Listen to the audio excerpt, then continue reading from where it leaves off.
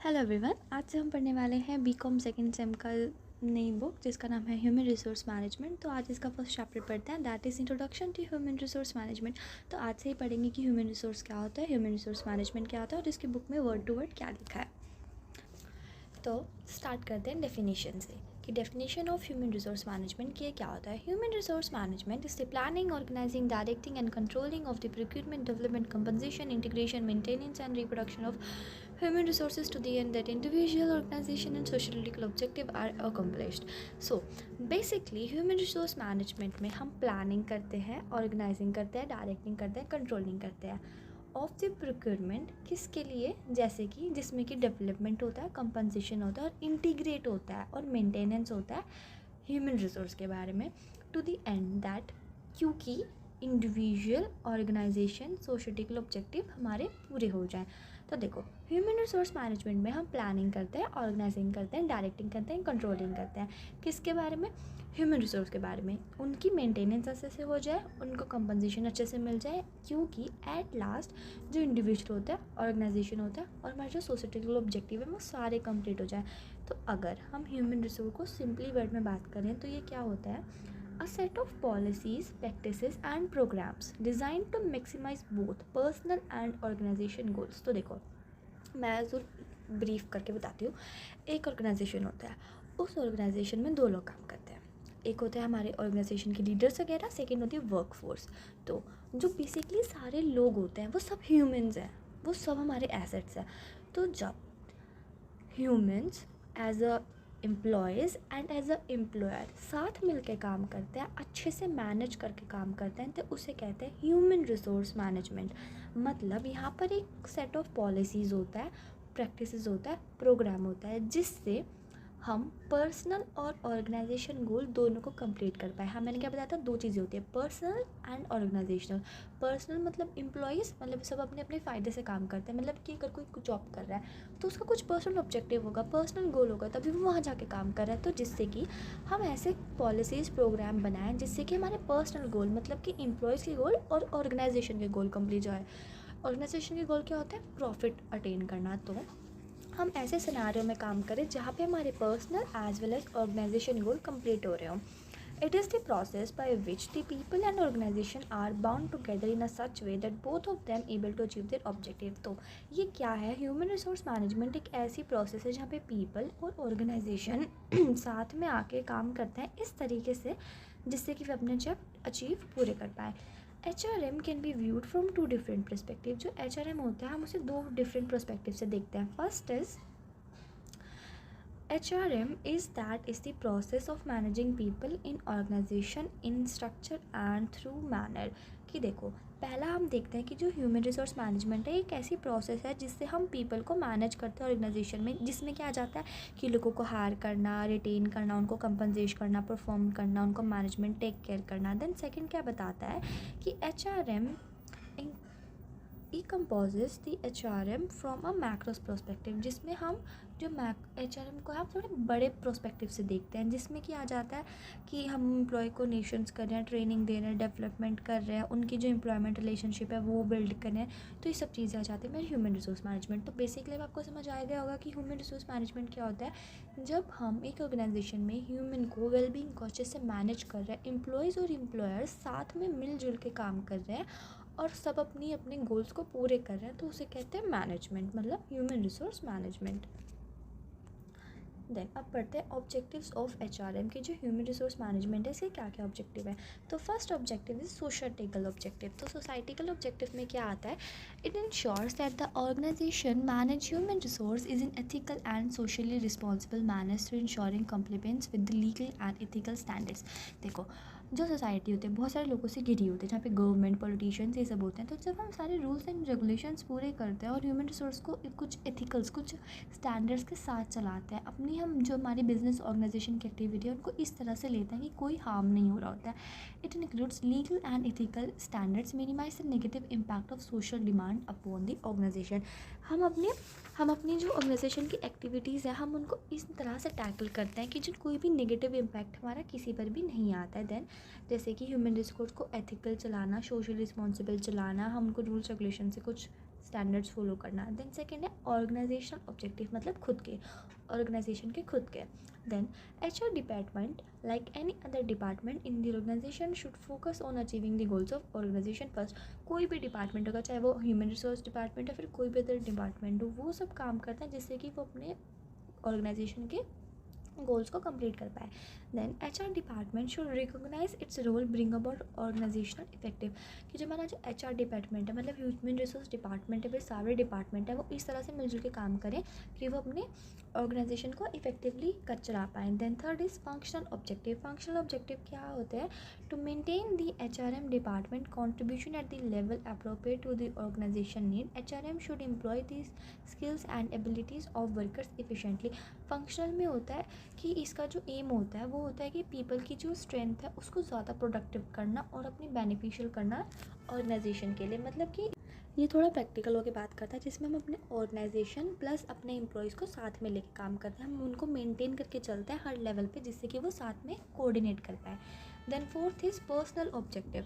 Personal objective and personal objective of the employee must be met if self maintained and retained and motivated। जो personal objective होते हैं employees के और लोगों के, वो इस तरह से मेंटेन हो और मोटिवेटेड रहें जिससे कि वो अपना आउटटर्न जो है वो थोड़ा इंक्रीज़ कर पाएँ। HRM should increase employ job satisfaction to the full extent, जो कि HRM जो होता है वो अपने एम्प्लॉयज़ को फुल सेटिस्फेक्शन देता है, फुलेस्ट सेटिस्फेक्शन देता है जिससे कि जो उनका प्रोडक्शन जो उनका आउटपुट है वो थोड़ा ज़्यादा हो। They also met self needs of the employ. HRM should employ achieve personal goals and develop maintain a quality of work life, जो कि HRM है वो लोगों को मोटिवेट करता है काम करने के लिए जिससे कि उनके पर्सनल गोल भी कंप्लीट हो जाए और उनको एक अच्छा एटमॉस्फेयर भी देता है। Then it will help the HRM in trapping the ideas opinions feeling and reviews of employ. अगर वो अच्छे से अपना एक एटमॉस्फेयर बना के देंगे अपने एम्प्लॉयज़ को तो वहाँ पे वो एक जो फीलिंग्स होते हैं रिव्यू ओपिनियंस तो वो जो एम्प्लॉयज़ होते हैं वो डिपार्टमेंट को देने के लिए रेडी होते हैं। अब पढ़ते हैं nature of human resource management, की जो ह्यूमन रिसोर्स मैनेजमेंट है उसका नेचर क्या है। तो first is integral part of the process of management, की जो ह्यूमन रिसोर्स मैनेजमेंट है एक इंट्रीगल पार्ट है, बाहर का पार्ट नहीं है, ये मैनेजमेंट के अंदर की बात है। Then human resource management can not be separated from the basic management function. This function is perform by all managers throughout the organisation rather than by personal department only. ये कोई personal department नहीं चलाता है, इसे सारे department चलाते हैं, पूरा ऑर्गेनाइजेशन चलाता है। ये कोई सेपरेटेड नहीं है बेसिक फंक्शन से, ये इसी का फंक्शन और सारे मैनेजर्स को ये पूरा करना पड़ता है। सारे मैनेजर्स ह्यूमन रिलेशंस बनाने के ही चक्कर में होता है। Then second is comprehensive function. ये जो फंक्शन है ये सारे टाइप के पीपल कवर करता है जितने भी लेवल पे। It cover all type of people at all level, सारे लेवल्स पे जितने भी लोग हैं उन सबको कवर अप करता है। It applies worker to superiors, ये सब पे अप्लाई होता है, चाहे वो वर्कर हो, चाहे वो सुपरवाइज़र हो, चाहे ऑफिसर्स हो या फिर कोई भी पर्सनल हो ऑर्गेनाइजेशन में। Then third is pervasive function. Pervasive मतलब universal. It is usually useful and necessary in government, armed force, sports organization. It applies to all functional areas like production, marketing, finance, research, recruitment, selection, development as an integral part of any organised effort. तो जो pervasive function मतलब कि जो human resource management है हर जगह काम आता है, चाहे वो गवर्नमेंट हो, चाहे वो आर्म फोर्स हो, चाहे वो स्पोर्ट ऑर्गेनाइजेशन हो, हर जगह। और ये हर जगह काम आता है, जैसे कि चाहे वो बात प्रोडक्शन की हो, मार्केटिंग की हो, फाइनेंस की हो, रिक्रूटमेंट की हो, किसी भी चीज़ की हो। देन ये एक इंटीग्रल पार्ट होता है, ये जो ऑर्गेनाइजेशन है उसका इंटीग्रल पार्ट होता है, कोई बाहर का पार्ट नहीं होता और ये हर लेवल पर काम होता है। Then fourth is people oriented. अब ह्यूमन रिसोर्स मैनेजमेंट है, ह्यूमन की बात हो रही है, पीपल तो आएंगे ही। Human resource management is a people oriented function. It is concern with employ as individual as well as group. जो ह्यूमन रिसोर्स मैनेजमेंट है यहाँ पे ये पीपल ओरिएंटेड है, यहाँ पे लोगों की ही बात हो रही होती है और ये एम्प्लॉयज़ के बारे में कंसर्न करता है और उन्हीं की रिलेशनशिप को डील करता है। Then fifth is based on human relations. जो HRM होता है वो कंसर्न होता है, मोटिवेट करता है, वो लोगों को ह्यूमन रिसोर्स को मोटिवेट करता है ऑर्गेनाइजेशन के लिए। Then human being can not be treated as other physical factor of production, कि जो ह्यूमन बींग होते हैं उनको हम फिजिकल फैक्टर्स की तरह नहीं लेते हैं, हम उनको इंटीग्रल पार्ट समझते हैं। Then sixth is continuous process. If human resource management is a continuous process, it is not one shot function, rather it's never ending exercise. ये एक नेवर एंडिंग एक्सरसाइज है, ये नहीं है कि ये एक ही चीज़ का काम है, नहीं, ये एक ऑल गोइंग प्रोसेस है, कॉन्टिन्यूस प्रोसेस है। Then seven is science as well as art HRM is a science as it contains an organized body of knowledge consisting of principles and techniques. जो science and as well as क्या होता है art, मतलब science में क्या होता है, science में होता है कि कुछ प्रिंसिपल्स होते हैं, टेक्निक्स होती हैं, तो HRM साइंस है क्योंकि यहाँ पे बॉडी ऑफ नॉलेज होती है, बहुत सारे रूल्स होते हैं, रेगुलेशंस होते हैं, टेक्निक्स होती हैं। और आर्ट क्या होता है, कुछ भी क्रिएटिव। तो आर्ट होती है लोगों को हैंडल करना, एक आर्ट है। जो ह्यूमन नेचर है वो बहुत ज़्यादा डायनेमिक है और ह्यूमन नेचर को हैंडल करने के लिए बहुत ज़्यादा आर्ट लगती है, बहुत ज़्यादा मेहनत लगती है। तो it involves application of article knowledge, और तो यहाँ पे एक हमारी एप्लीकेशन होती है आर्टिकल नॉलेज की। Then 8th is recent origin. जो HRM है वो एक यंग डिसिप्लिन है। जो HRM है वो भी न्यू ही आया है ऑरिजिन में। देन 9th इज़ interdisciplinary, तो it involves application of knowledge drawn from several disciplines like sociology, anthropology, psychology, economics etc. जो ह्यूमन रिसोर्स मैनेजमेंट है ये कोई अलग से सब्जेक्ट नहीं है, ये बाकियों से रिलेटेड है, जिसमें बहुत ज़्यादा डिसिप्लिन्स आता है, जिसमें कि सोशोलॉजी, एंथ्रोपोलॉजी, साइकोलॉजी, इकोनॉमिक्स ये सब आता है। Then 10th and last is basic to all functional areas. जो ये हमारा HRM होता है ये सारे फंक्शनल एरियाज़ को कवर अप कर लेता है, जिसमें हमारा प्रोडक्शन हो, मैनेजमेंट हो, फाइनेंशियल मैनेजमेंट हो, मार्केटिंग हो, सब कुछ आ जाता है। It builds a team spirit, ये एक टीम स्पिरिट लाता है हमारे एम्प्लॉयज़ के बीच में, जिससे कि हम जो ऑर्गेनाइजेशन को है उसको अपना ही समझते हैं और जो ऑर्गेनाइजेशन का गोल है हम उसको साथ में लेकर चलते हैं। देन अब पढ़ते हैं नीड फॉर HRM अप्रोच। हमें HRM की इतनी ज़रूरत क्यों पड़ी है। तो first is better industrial relations. पहले क्या होता था, वहाँ पे कोई रेस्ट करने के लिए नहीं होता था, जो वर्कर मैनेजमेंट था वो नहीं होता था, लोगों में बहुत ज़्यादा कॉन्फिडेंस की लैक होती थी और मेंटेनेंस ऑफ ट्रेड यूनियंस भी नहीं होते थे। तो इनके बीच में, वर्कर्स के बीच में और मैनेजमेंट के बीच में बहुत ज़्यादा ही गैप आ गया। तो HRM हमारा इसलिए आया जिससे कि जो हमारा वर्कर्स है उसके साथ हमारी प्रॉपर अंडरस्टैंडिंग हो जाए, हम उनको अच्छे से हेल्प कर पाए उनके वर्क एरियाज़ में। Then second is develop organisation committee. जैसे कि जो USA है, जापान है, जर्मनी है, वहाँ पे एक इतना ही प्यारा वर्क इन्वायरमेंट बनाया हुआ है। जैसे ग्लोबलाइजेशन है वो बहुत ज़्यादा इंक्रीज़ हो रहा है, इम्प्रूव हो रहा है, वहाँ पे बहुत ज़्यादा वर्क होता है। तो HRM एक ऐसा स्पेस क्रिएट करता है जहाँ पे ऑर्गेनाइजेशन एंड वर्कफोर्स मिलजुल के काम करे। Third is कॉपिंग with changing environment. जो इन्वायरमेंट है वो रैपिडली चेंज हो रहा है, तो इन्वायरमेंट को टैकल करने के लिए, उसको मैनेज करने के लिए हमारे पास एक HRM अप्रोच होनी बहुत ज़्यादा ज़रूरी है। Then third is change in political philosophy. Political philosophy मतलब कि जो ह्यूमन रिसोर्स है ये अलग अलग जगह हो रही है, central government, ministry human resource, ये सब बीच में आ जाता है, लाइक कैबिनेट मिनिस्टर। तो जो ह्यूमन रिसोर्स है ये एक इतना प्यारा एक डेवलपमेंट करता है जिससे कि ह्यूमन अप्रोच क्रिएट होती है सारे तरह के लोगों के बीच में। Then fifth and last is increase pressure on employees. जैसे टेक्नोलॉजी ज़्यादा बढ़ रही है, जैसे इंस्टॉलेशन, मॉनिटरिंग, मशीन्स, मेंटेनेंस, इन सबको बहुत ज़्यादा टाइम लगता है। तो फिर एक रेगुलर नीड हमें चाहिए होती है ट्रेनिंग, डेवलपमेंट लोगों को देने के लिए, जिससे कि वो ऑर्गेनाइजेशन को अच्छे से समझ पाए और सारी मशीन्स को अच्छे से हैंडल कर पाए। देन अब पढ़ते हैं ह्यूमन रिसोर्स की इम्पोर्टेंस की। जो ह्यूमन रिसोर्स मैनेजमेंट है वो इतना ज़्यादा इम्पॉर्टेंट क्यों है। तो first is importance for the organisation. जो ह्यूमन रिसोर्स मैनेजमेंट है वो ऑर्गेनाइजेशन के लिए क्यों इंपॉर्टेंट है। तो first is good human resource practices helps in attracting and retaining the best people in organisation. अगर देखो ऑर्गेनाइजेशन में अच्छे लोग होंगे, अच्छे काम करने वाले लोग होंगे, तो जो ऑर्गेनाइजेशन होगा वो अच्छी अचीवमेंट इन अक्कर करेगा। This good human resource helps in, जो गुड ह्यूमन रिसोर्स होगा वो हमारा एक अट्रैक्ट करेगा बेस्ट पीपल को ऑर्गेनाइजेशन में आने के लिए। The right people can be fitted into new job properly. अगर हमारी हर जॉब में अच्छे लोग होंगे, मतलब लिटरेट पर्सन होंगे, तो जो काम होगा वो बहुत ज़्यादा इफेक्टिवली होगा, जिससे हमारा प्रॉफिट जो है वो इंक्रीज़ हो जाएगा। Then management perform its HRM function satisfactorily. Then globalization has increased size of the organization who employs thousands of employees different countries. जैसे ग्लोबलाइजेशन बढ़ रही है तो हमें हर जगह के लोगों को अपॉइंट करना पड़ रहा है, और जो परफॉर्मेंस होती है कंपनीज़ की वो डिपेंड करता है कि वहाँ के लोग कैसे हैं। जो ह्यूमन रिसोर्स होता है वो डिपेंड करता है कि वो किस चीज़ के लिए काम कर रहे हैं, short term, medium term, long term. तो मैं इन्हें सिंपल वर्ड में बताती हूँ कि ऑर्गेनाइजेशन के लिए क्यों ज़रूरी है। जो ह्यूमन रिसोर्स मैनेजमेंट है वो ऑर्गेनाइजेशन के लिए इसलिए ज़रूरी है कि अगर ऑर्गेनाइजेशन की वर्क फोर्स अच्छे से काम नहीं करेगी तो वो प्रॉफिट कैसे करेंगे। अगर वो काम ही कम लिमिट से करेंगे तो वो तो प्रॉफिट ही नहीं अर्न कर पाएंगे, वो अपनी डिमांड ही नहीं पूरी कर पाएंगे, अपनी सप्लाई नहीं पूरी कर पाएंगे मार्केट में। तो एक ह्यूमन रिसोर्स मैनेजमेंट ऑर्गेनाइजेशन के लिए बहुत ज़्यादा ज़रूरी है, जिससे कि जो वर्क फोर्स है वो अच्छे से काम कर सके। Then second is important for the employees.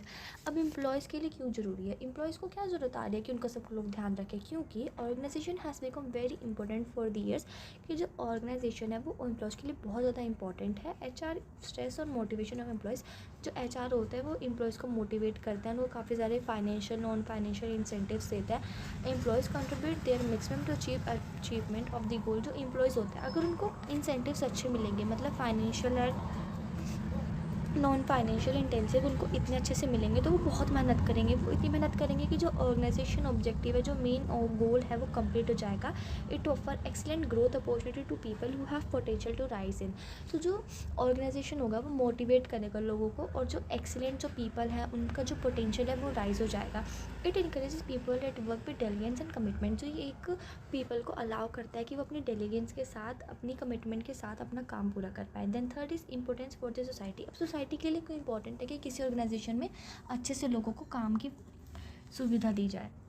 Good HR efforts lead to productivity gains to society. अगर हमारे HR एफेक्ट्स मतलब ह्यूमन रिसोर्स अगर हमारे अच्छे होंगे तो जो सोसाइटी होगी उसको काफ़ी हद तक गेन होगा, क्योंकि it enable the manager reduce cost. इससे जो मैनेजर होगा वो अपनी कॉस्ट को रिड्यूस कर देगा। जो हमारी रिसोर्सेज हैं, जो इसके हमारे स्केयर रिसोर्सेज हैं जिनकी कमी बहुत ज़्यादा है, उनको बचा पाएगा। देन इन्हांस प्रॉफिट, और अपना खुद का प्रॉफिट भी इन्हांस कर पाएगा। एंड ऑफर बेटर पे बेनिफिट्स, और जो हमारे एम्प्लॉयज़ होंगे उनको अच्छे से फैसिलिटीज़ दे पाएगा, उनको अच्छे से पे दे पाएगा, ये सब। और वर्किंग कंडीशंस जो होगी वो भी बहुत अच्छी होगी। जो क्या होगा, हमारे रिसोर्सेज बच जाएंगे, कॉस्ट बच जाएगी, प्रॉफिट आ जाएगा, और हमारे वर्किंग कंडीशंस अच्छी हो जाएंगे, बेनिफिट्स होंगे। देन अब पढ़ते हैं ह्यूमन रिसोर्स मैनेजमेंट और ह्यूमन रिसोर्स डेवलपमेंट क्या है। मैनेजमेंट में तो हम चीज़ों को मैनेज करते हैं, और डेवलपमेंट में हम उनको थोड़ी ट्रेनिंग वगैरह पे भी भेज देते हैं। अब इसको रीड करते हैं। जो ह्यूमन रिसोर्स डेवलपमेंट और ह्यूमन रिसोर्स मैनेजमेंट है, ये इंटरचेंजेबली यूज़ होता है, मतलब कि कभी भी कुछ भी यूज़ कर सकते हो आप। जो HRD होता है वो HRM के सेंटर में होता है, मतलब HRM अगर यहाँ है तो HRD उसका सिर्फ इतना होगा। HRM is a wider term than HRD। जो HRM है वो थोड़ा वाइडर है, जो HRM है वो थोड़ा वाइडर है, HRD थोड़ा छोटा है। There is a growing need to develop skill, talent, capabilities, potential people in the organisation. This taken as human resource management. Human resource management में क्या आता है, ह्यूमन रिसोर्स मैनेजमेंट में सारी चीज़ें आ जाती हैं, चाहे वो बात स्किल्स की हो, टैलेंट की हो, कैपेबिलिटीज़ की हो, पोटेंशियल की हो, किसी भी चीज़ की हो। और जो HRD है वो सिर्फ चेंजेस लाता है पीपल्स के, जिससे कि वो न्यू चेंजेस को मीट कर पाए। मतलब कि जो ह्यूमन रिसोर्स डेवलपमेंट है वो सिर्फ एक ऐसी चीज़ लाता है जिसकी वजह से वो आगे आने वाले चेंजेस को टैकल कर पाए। जो ह्यूमन रिसोर्स डेवलपमेंट होता है इसका एम होता है लोगों में एक ऐसा कॉन्फिडेंस बिल्ड करना जिससे कि उसमें एक पोटेंशियल आ जाता है, जिससे कि वो एज़ पर रिक्वायरमेंट काम करे। जैसे कि performance appraisal, potential appraisal, employ counselling करना, उनको काउंसलिंग देना, उनको उनकी ट्रेनिंग देना, ऑर्गेनाइजेशन डेवलपमेंट देना, इन सब चीज़ों के बारे में बताना। अब पढ़ते हैं HRM एंड पर्सनल मैनेजमेंट की। ह्यूमन रिसोर्स मैनेजमेंट क्या है एंड पर्सनल मैनेजमेंट क्या है। Both are different in outlook. जैसे कि हमारा HRM और HRD था, उनको तो हमने एकदम बोथ को सेम कर लिया था, बट हम इसमें सेम नहीं कर सकते, ये दोनों चीज़ें अलग हैं। Personnel management is mainly connected with procurement and development of personnel for attainment of organisation goal. जो पर्सनल मैनेजमेंट होता है, पर्सनल मैनेजमेंट में हम सिर्फ प्रोक्यूरमेंट और डेवलपमेंट की बात करते हैं, जैसे कि जो ऑर्गेनाइजेशन गोल है वो अच्छे से कंप्लीट हो जाए। मीन वाइल जो HRM होता है इसमें होता है जिसमें हम एक इंडिविजुअल की एस्पिरेशन, गोल, मोटिवेट, अचीव कर पाए सारे के सारे goal. So human resource consider as an important element in HRM thinking. जो ह्यूमन रिसोर्स है वो बहुत ज़्यादा इम्पॉर्टेंट है HRM में, और जो personal management is consider as a separate function like other function. जैसे HRM है, HRM ह्यूमन रिसोर्स मैनेजमेंट में बहुत सारे फंक्शंस होते हैं, तो उसी तरह पर्सनल मैनेजमेंट को भी उसी एक फंक्शंस की तरह ही लिया हुआ है। ये भी कोई बहुत बड़ी चीज़ नहीं है, जैसे HRD था वो तो ये उससे भी ज़्यादा छोटा है। अब पढ़ते हैं scope of human resource management की। जो ह्यूमन रिसोर्स मैनेजमेंट है इसका नियर फ्यूचर कोई स्कोप है भी या नहीं है, हम इसे क्यों पढ़ रहे हैं या फिर ऐसे ही पढ़ रहे हैं, या फिर इसके क्या क्या बेनिफिट्स हैं। तो सबसे पहले पढ़ते हैं the personal aspects of human resource management कि अगर हम HRM पढ़ रहे हैं तो उसका पर्सनल एस्पेक्ट्स क्या है। The personal aspect of human resource management is typically the direct man power management that involve man power planning, hiring, training and development, placement, orientation, transfer, promotion, compensation, etc. Overall objective here to certain individual growth, development, effectiveness which directly contribute to organization development। की देखो जो human resource management है इसके 3 scope है। एक आता है personal aspect, second is employer benefits, then third is industrial relations. तो अगर हम पर्सनल एस्पेक्ट्स की बात करें तो इसमें मेनली क्या चीज़ें आती हैं, इसमें मेनली आती है कि हमारी इंडिविजुअल ग्रोथ कैसी है, हमारा डेवलपमेंट कैसा है, हमारी इफेक्टिवनेस कैसी है, कि जो हमारा जो ऑर्गेनाइजेशन गोल है, जो ऑर्गेनाइजेशन डेवलपमेंट है, हम उसको एक्वायर कर पाए। तो इसमें क्या क्या चीज़ें आती हैं, इसमें आता है कि जैसे प्लानिंग आ गई, हायरिंग आ गई, ट्रेनिंग आ गई, development, placement, transfer, promotion, compensation, ये सारी जब चीज़ें मतलब जो पर्सनली रिलेटेड, जो particular employ to employ related हो, ये सब चीज़ें जब आती है। Then second is employ welfare respects. अगर हम एम्प्लॉय के वेलफेयर की बात करें तो उसमें क्या क्या चीज़ें आती हैं, this includes right, array, responsibilities and services such as safety, service on social security, medical service, and also take care of certain canteen facilities, recreation facilities, and lunchroom, transport, education, health and safety. Employee welfare is about determining employee real needs and fulfilling them with the active participation of both management and employees. तो जो employee welfare की बात हो रही होती है, इसका participation जो होता है वो दोनों का होता है, मैनेजमेंट भी इन्वॉल्व होगा और एम्प्लॉय भी इन्वॉल्व होगा। तो इसमें जो एम्प्लॉयज़ होंगे उनको क्या क्या मिलेगा, अब हमारी एम्प्लॉय वेलफेयर की बात हो रही है, मतलब कि जो एम्प्लॉय है उनके सोशल बेनिफिट्स की बात हो रही है। तो उसमें हमें क्या क्या देंगे, उनको सेफ्टी सर्विस देंगे, सोशल सिक्योरिटी देंगे, मेडिकल सर्विसेज पैसे देंगे, उनको हम कैंटीन फैसिलिटीज़ भी देंगे, रिक्रिएशन फैसिलिटीज़ भी देंगे, लंच रूम देंगे, ट्रांसपोर्ट फैसिलिटीज़ देंगे, एजुकेशन, हेल्थ, सेफ्टी, हम उनको बहुत ज़्यादा सर्विसेज प्रोवाइड करेंगे, जिसमें हमें non incentive plus incentive benefits आ जाएंगे। Then third is industrial relation aspect of human resource management, की जो ह्यूमन रिसोर्स मैनेजमेंट है उसका इंडस्ट्रियल रिलेशनशिप क्या है। The main aim is to safeguard the interest of employ by securing highest level of understanding to the extent that does not leave a negative impact on organisation. तो इसका मतलब है कि हम अपनी organisation में इतनी सेफ्टी दें, उनका इतना ट्रस्ट गेन कर पाएँ जिससे कि वो सोसाइटी में कोई नेगेटिव इम्पैक्ट ना दे, या फिर वो अपनी लिए अपने दिमाग में कोई नेगेटिव इम्पैक्ट या नेगेटिव थिंकिंग अपनी ऑर्गेनाइजेशन के बारे में ना रखे। तो इसका जो मेन एम होता है वो क्या होना कि ना अपना इंटरेस्ट जो है एम्प्लॉय का उसको सेव गार्ड रखना, जिससे कि वो एक higher level of understanding achieve कर पाए और कोई नेगेटिव इम्पैक्ट ना दे ऑर्गेनाइजेशन पे। Respect is concern with organisation relationship with employees. इसका मेन कंसर्न क्या होता है कि जो ह्यूमन रिलेशनशिप है उनका ऑर्गेनाइजेशन के साथ रिलेशनशिप थोड़ी बेटर है। It includes union management relations. इसमें काफ़ी सारी चीज़ें आती हैं, जैसे कि यूनियन मैनेजमेंट रिलेशन क्या है, जैसे joint consultation, collective bargaining, settlement of industrial disputes, और हाईली सेंसिटिव एरिया होता है। ये बहुत ज़्यादा हाईली सेंसिटिव एरिया होता है क्योंकि इसमें रिलेशनशिप होता है एम्प्लॉयज़ के और ऑर्गेनाइजेशन के। अगर एम्प्लॉयज़ के और ऑर्गेनाइजेशन के रिलेशंस अच्छे नहीं चलेंगे तो जो एम्प्लॉय होंगे वे कभी भी अपनी ऑर्गेनाइजेशन को लीव कर सकते हैं और अपना बुरा इम्पैक्ट जाके सोसाइटी में दे सकते हैं। Then need carefully interaction with labour and employ union. तो इसका हमारा रिलेशनशिप्स होना बहुत ज़्यादा ज़रूरी है।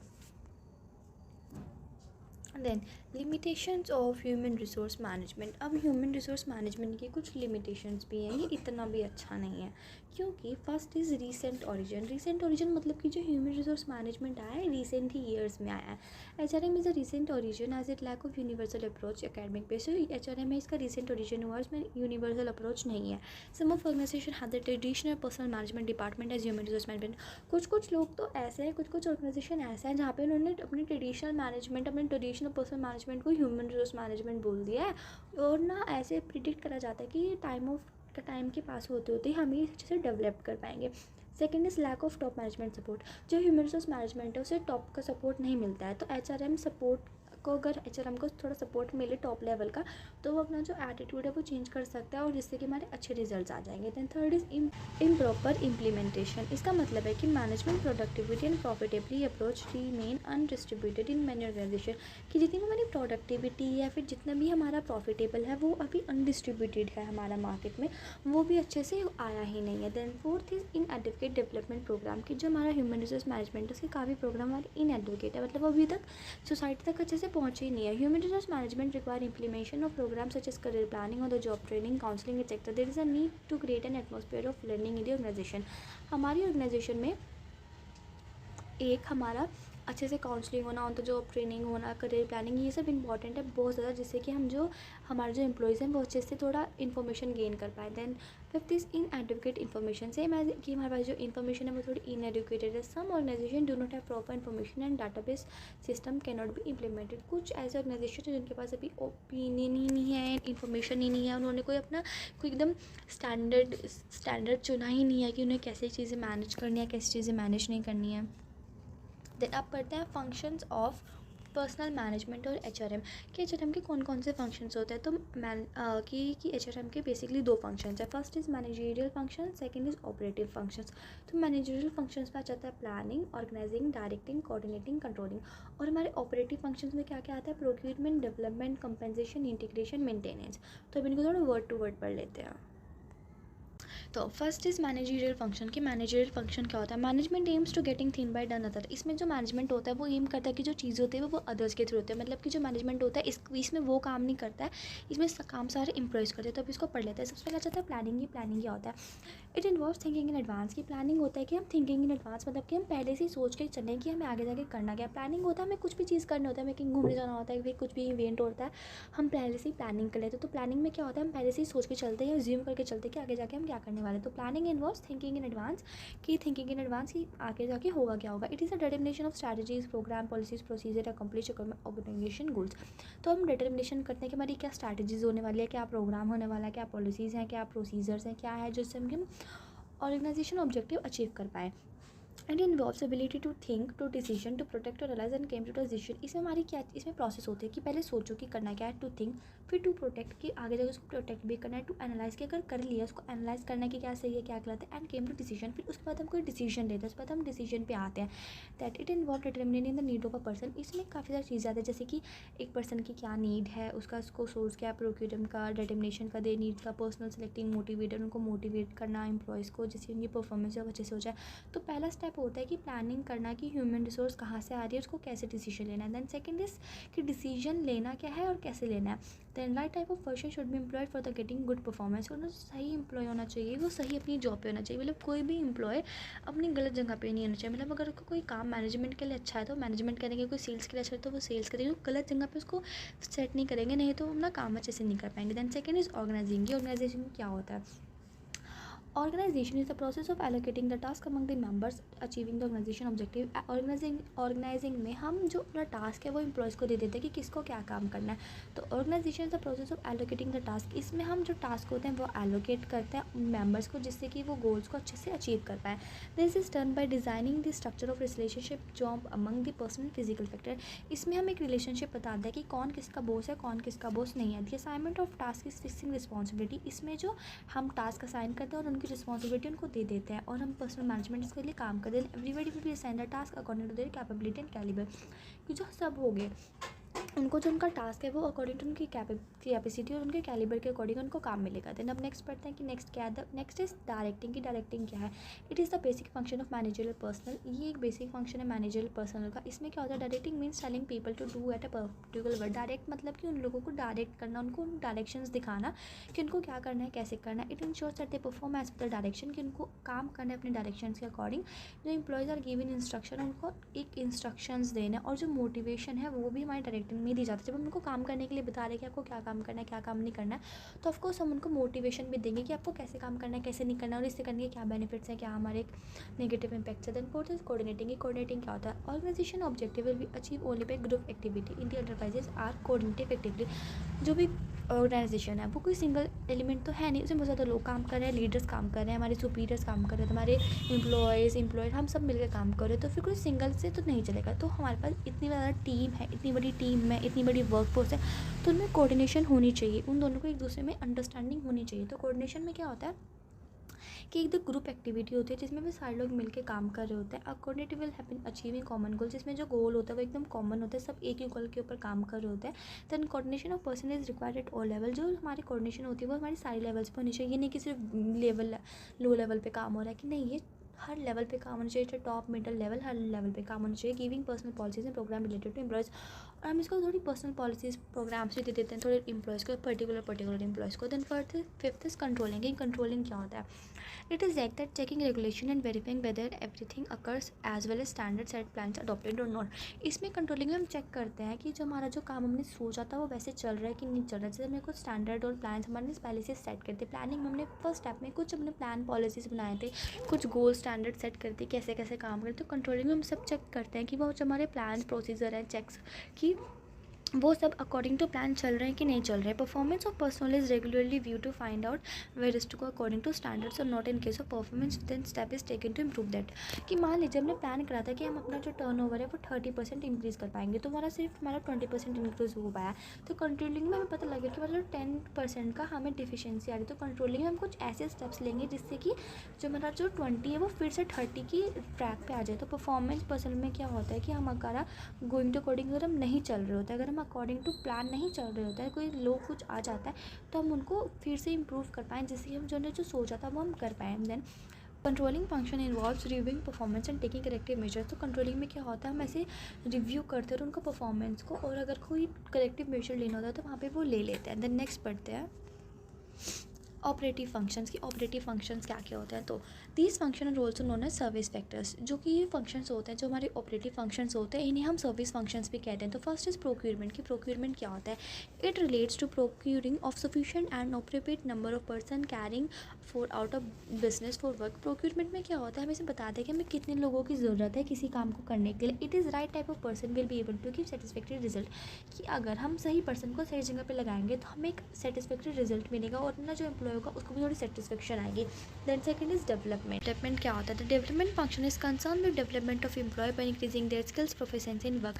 डेवलपमेंट में हम बात करते हैं कि जो एम्प्लॉयज़ हैं उनकी डेवलपमेंट के बारे में। जो डेवलपमेंट फंक्शन होता है वो कंसर्न करता है कि एम्प्लॉयज़ को डेवलपमेंट क्या है, उनके स्किल्स क्या है, प्रोफिशिएंसीज क्या है, और the persons are the given training, और उनको ट्रेनिंग देना, मैथड्स बताना है कि कैसे काम कैसे करना। देन थर्ड इज compensation कि it is concern with securing an equitable remuneration to person working in the organization. इसमें हम क्या करते हैं, हम लोगों को हमारी इक्वल रेम्यूनरेशन देते हैं। रेम्यूनरेशन मतलब उनको वेजेस जितना उन्होंने काम करा उनको उन्हीं के बेस पर सैलरीज देना। Job analysis enable to fix a remuneration for various jobs. The needs of job qualification person who will take up those jobs should be taken into consideration while fixing remuneration। तो जो job analysis है वो बताता है कि किसको कितनी job की किसको कितनी सैलरी देनी है according to their job and qualification. जिसकी जैसी जॉब होगी और जिसने जैसी क्वालिफिकेशन करी होगी उसको उसी की बेस पे सैलरी मिलेगी। देन अब नेक्स्ट पढ़ते हैं इंटीग्रेशन की। इंटीग्रेशन क्या होता है? Integration is concern with the attempt of effective reconciliation of individual organisation social interest. It involves infusing among employees a sense of belongings to the entrepreneurs. This will bring about harmony interest both of the employees and the organization. There should be proper communication channel at all levels. तो integration में क्या होता है? Integration में हम क्या करते हैं, हम ऑर्गेनाइजेशन को, इंडिविजुअल को और सोशल इंटरेस्ट को साथ में लेके चलते हैं। जो एक पूरा जो हमारा एम्प्लॉय ग्रुप है, जो हमारा एम्प्लॉयज़ है, हम उनमें थोड़ी बिलोंगिंग, हम उनमें थोड़ा लव डालने की कोशिश करते हैं और उनके यहाँ पे हारमोनी मतलब एक सेल्फ रिस्पेक्ट, एक रिस्पेक्ट डालते हैं एक दूसरे के मन में, एकदम प्यार भाव डालते हैं जिससे कि जो हमारा एम्प्लॉयज़ है उनके गोल्स भी पूरे हो जाएं, जो ऑर्गेनाइजेशन है उनके गोल भी प्रॉपर हो जाए। और इसमें हम एकदम प्रॉपर कम्युनिकेशन चैनल चलाते हैं हर एक लेवल पे। देन फिफ्थ इज मेंटेनेंस की। मेंटेनेंस क्या होता है? This function deals with sustaining and improving condition that have been established. Better condition of work should be maintain at all times.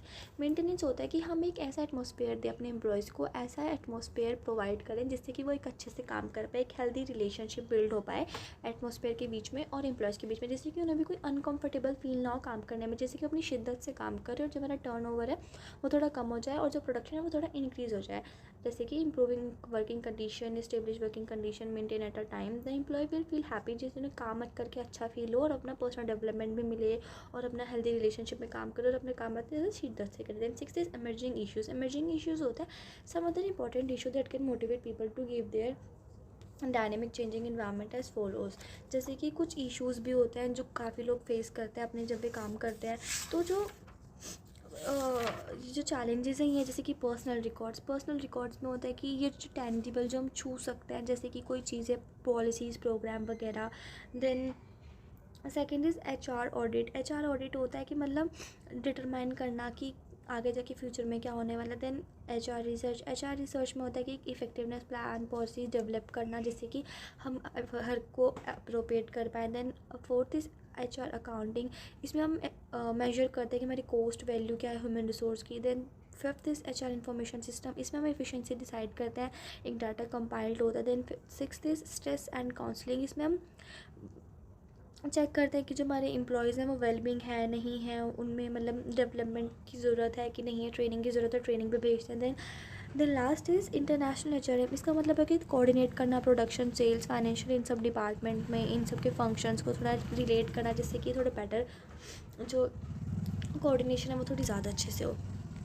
अब next पढ़ते हैं evolution of the concept of HRM, की जो HRM का concept है वो कैसे evaluate हुआ है। मतलब ऐसा तो नहीं है कि शुरू से ही हम इतना सोचते हैं अपने एम्प्लॉयज़ के बारे में, नहीं, तो पढ़ते हैं कि ये कैसे इवेल्यूएट हुआ है, मतलब कैसे इसका ओरिजिन कहाँ से हुआ है। तो पढ़ते हैं सबसे पहले आया था द कमोडिटी कंसेप्ट, सबसे पहला जो कंसेप्ट था वो था कमोडिटी कंसेप्ट। तो कमोडिटी कंसेप्ट में क्या था, the close relationship between employees and owners were broken, जो एम्प्लॉयज़ की और एम्प्लॉयज़ की रिलेशनशिप की मतलब कि जो लेवल्स की और जो मतलब काम देने वालों की और काम करने वालों की जो रिलेशनशिप थी वो बिल्कुल टूटी हुई थी, बहुत ख़राब थी। जो लेबर थे उन्हें सिर्फ एक कमोडिटी की तरह पे लाया जाता था जहाँ पे उनसे काम करवाया जाता था, फिर उन्हें घर भेजा जाता था। जो वेजेस होती थी वो डिमांड एंड सप्लाई पे डिपेंड करती है, अगर आप जो प्रोडक्ट बना रहे हो उसकी डिमांड कम है तो आपको कम वेजेस मिलेगी, आपके प्रोडक्ट की डिमांड ज़्यादा तो आपको ठीक ठीक मिल जाएगी। और जो गवर्नमेंट थी वो भी प्रोटेक्ट नहीं करती थी, गवर्नमेंट भी कोई रूल्स रेगुलेशन नहीं बताती है। तो मतलब यहाँ पे जो लेबर्स थे उनकी हालत बहुत ही ज़्यादा बुरी थी, उनको बहुत ज़्यादा वर्किंग कंडीशंस में बुरा काम करवाते थे। Then second is factor of production concept. अब सेकंड कंसेप्ट आता था फैक्टर ऑफ प्रोडक्शन कंसेप्ट का, इसमें क्या होता था, employee work concept as a factor of production just like land, employee, material, machines. पहले तो हमें एकदम मजदूरों के काम करा रहे थे कमोडिटी कंसेप्ट में।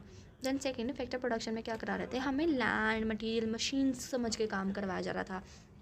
This concept was an improvement, मतलब कमोडिटी कंसेप्ट से तो बहुत अच्छा था क्योंकि इसमें थोड़ी वर्किंग कंडीशन सही मिल रही थी, बेटर अर्निंग्स हो रही थी हमारी, पर ये उतना अच्छा नहीं था। Then third is the paternalistic approach, इसमें क्या होता था, मेरे फेवरेट अप्रोच है जिसमें जो हमारा मैनेजमेंट था वो एक फ़ादर की तरह अपने बच्चों की तरह ट्रीट करता था अपने एम्प्लॉयज़ को, मतलब उनको प्रोटेक्ट करके रखता था अपने एम्प्लॉयज़ को। इसमें जो satisfying various needs of employees as parent meet the requirements of childrens, जैसे कि चिल्ड्रंस को कुछ भी चाहिए होता है पेरेंट्स प्रोवाइड करते हैं, उसी तरह जैसे एम्प्लॉयज़ को कुछ चाहिए होता था वैसे जो ऑर्गेनाइजेशन होता था वो वैसे प्रोवाइड करता था। द सेटिस्फाइंग वेरियस नीड्स, जैसे वो बहुत सा कि वेरियस नीड्स सेटिस्फाई करता है, जैसे कि जो फादर है वो अपने चिल्ड्रंस की करता था। The employer organize themself the basis of their common interest and form trade unions, और जो एम्प्लॉयज़ थे वो ट्रेड यूनियंस भी चलाते थे। Employees begin to provide welfare schemes, उनको वेलफेयर स्कीम मिलने लगी जैसे कि health facilities, pension plans, group insurance scheme, ये सब हाउसिंग फैसिलिटीज़, रिक्रिएशन फैसिलिटीज़, ये सब मिलने लगा। और जो एम्प्लॉयज़ थे और जो एम्प्लॉयर थे बहुत अच्छे से साथ में रहने लगे थे और उनको पता लग गया था कि वो एक दूसरे के बिना सर्वाइव नहीं कर पाएंगे। तो fourth one is the humanitarian concept, इसमें क्या आता था, this concept is based on the believe, इसका एक बिलीव होता था जैसे कि employees had certain inalienable right as human being, की जो एम्प्लॉयज़ है वो एज अ ह्यूमन बींग है और उनको उनके राइट्स देना चाहिए और उनको उनकी ड्यूटी भी देनी चाहिए, जिसमें कि protect this right to improve, जिसमें कि राइट होते थे productivity, social and physiological needs है वो सारी पूरी होनी चाहिए, जिससे हमारा सोशल सिस्टम भी हो जाए, इकोनॉमिक एंड सोशल डायमेंशन दोनों के अप्रोच से पूरा हो जाए। इसे ह्यूमन रिलेशन कंसेप्ट भी कहते थे क्योंकि जो ऑर्गेनाइजेशन था वो भी काम करता था, जो एम्प्लॉय था वो भी काम करता था, उनको थोड़ा ह्यूमन की तरह ट्रीट करा जाता था एक दूसरे को। Then fifth one is behavioural human resource concept, it is based on believe that people employees are the most valuable asset for organization, इसमें जो हमारे जो एम्प्लॉयज़ थे उनको थोड़ी और रिस्पेक्ट थी, उनको हमारा एक वैल्यूबल एसेट मान के काम कराना जाने लगा यहाँ पे। They should be conscious efforts, उनको थोड़ी कॉन्शियस एफर्ट्स देने लगे, उनकी नीड्स को सेटिस्फाई करा जाएगा, उन्हें मोटिवेशन दी गई और वहाँ पे शिफ्टेड कर दिया गया, डायरेक्ट टू वे कम्युनिकेशन होने लगी। जो लेबर्स थे वे भी अब अपने मालिक को कुछ कह पाते थे, जो मैनेजमेंट था उनके थोड़ा इन्फॉर्मल ग्रुप होने लगा, थोड़ा क्वालिटी सर्कल अच्छे से होने लगा, थोड़ा इन्जॉय करने लगे वे। Then sixth is emerging concept, मतलब आज वाला, the emerging concept aim to creating a feeling among workers organization in their own employees should be accepted by partners in the progress of organization, कि अब employees को और employers को दोनों को पार्टनर समझा जाने लगा, वो उनकी जो फीलिंग थी वो ज़्यादा अच्छे से बढ़ चुकी है अब, और जो मोस्ट ऑफ को उनको बेटर क्वालिटी मिलने लगी वर्क लाइफ, इनको थोड़ा अपॉर्चुनिटीज़ दिया गया, मतलब अब थोड़ा ज़्यादा अच्छे से उनको रखा जाने लगा एम्प्लॉयज़ को। तो आप देख सकते हैं कि कहाँ से कहाँ तक आ गए, मतलब जहाँ पे उनको ऐसे लैंड समझा जा रहा था, लेबर समझा जा रहा था, सिर्फ उनको एक मतलब सिर्फ मतलब कुछ समझा, मतलब पहले तो कुछ समझते नहीं थे, कमोडिटी कोई चीज़ ही समझते थे उनको, और अब ज़्यादा उनको एकदम पार्टनर समझा जा रहा है। तो कहाँ से कहाँ तक का एवोल्यूशन हुआ है। तो ये था आपका फर्स्ट चैप्टर। अब हम नेक्स्ट वीडियो में अपना नेक्स्ट चैप्टर करेंगे। Until take care.